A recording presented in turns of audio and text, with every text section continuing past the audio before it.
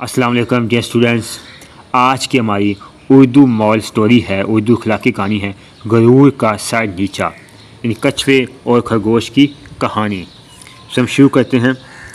ایک گھنے جنگل کا مطلب ہے کہ جہاں بہت زیادہ درخت، جڑی بوٹیاں، جھاڑیاں وغیرہ، جانوروں کی ایک بڑی آبادی آباد تھی، یعنی جانوروں کی بہت بڑی آبادی آباد تھی، یعنی بہت سی ورائٹیز، بہت سی اسپیشیز آباد تھی، جہاں ہر قسم کے جانور، پرندے، کیڑے مکوڑے اور حشرات الارض رہتے تھے۔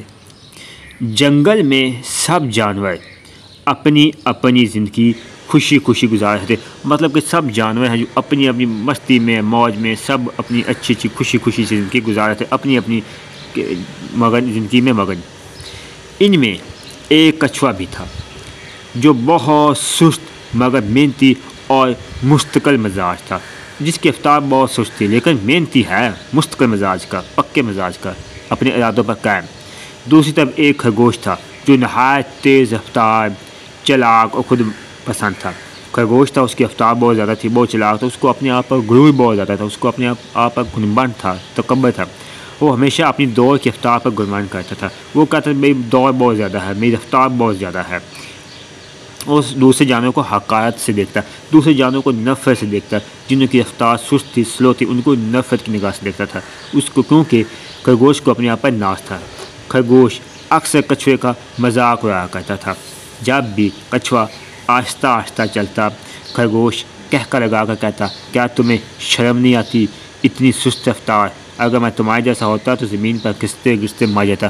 یعنی جو خرگوش ہے کچھوے کی سست رفتار کا مذاق اڑاتا، اس کے کہکے لگاتا، کیونکہ جو کچھوا اس کی رفتار آہستہ ہے۔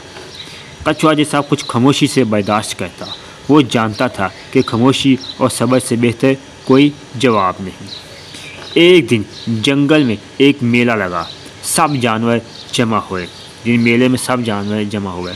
خرگوش نے سب کے سامنے کچھوے کا مذاق اڑایا اور کہا، کیا تم میں اتنی ہمت ہے کہ میرے ساتھ دوڑ کا مقابلہ کرو؟ یہ خرگوش نے کچھوے کو چیلنج کر دیا ایک طرف سے کہ تم میرے ساتھ مقابلہ کرو۔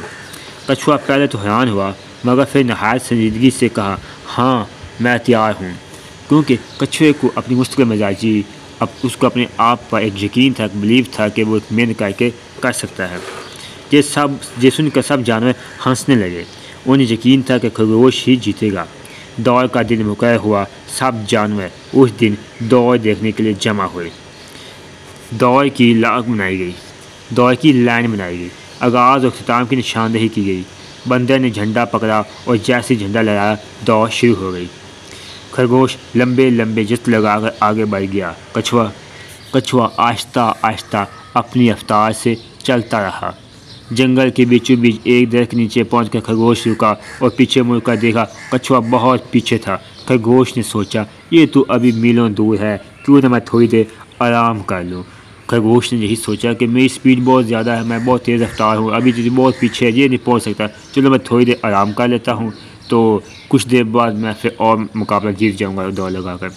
وہ درخت کے نیچے لیٹ گیا اور تھوڑی ہی دیر میں گہری نیند سو گیا، کیونکہ اس کا غرور ٹوٹنا جو تھا۔ ادھر کچھوا آہستہ آہستہ مسلسل آگے بڑھتا رہا، وہ نہ رکا، نہ تھکا، نہ ستایا۔ وہ جانتا تھا کہ منزل تک پہنچنے کے لیے مسلسل چلتے رہنا ضروری ہے۔ وقت گزرتا گیا، آخر کار کچھوا خرگوش کو سوتا چھوڑ کر لائن پار کر گیا۔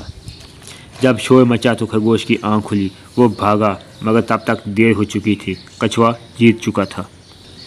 تمام جانور حیرت میں پائے گئے تھے۔ وہ جو کچھوے کو کمزور اور ناکارہ سمجھتے تھے، آج اس نے ثابت کیا کہ کامیابی طاقت میں نہیں بلکہ مستقل مزاجی، صبر اور محنت میں ہے۔ خرگوش شرمندہ ہوا، اس دن کے بعد اس نے کسی کا مذاق اڑانا چھوڑ دیا۔ اخلاقی کہانی آج کا سبق ہے، اخلاقی مول، غرور کا سر ہمیشہ نیچا ہوتا ہے۔